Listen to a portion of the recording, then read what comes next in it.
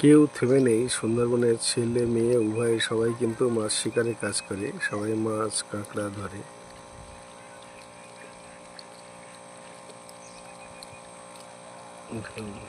জলে কুমির,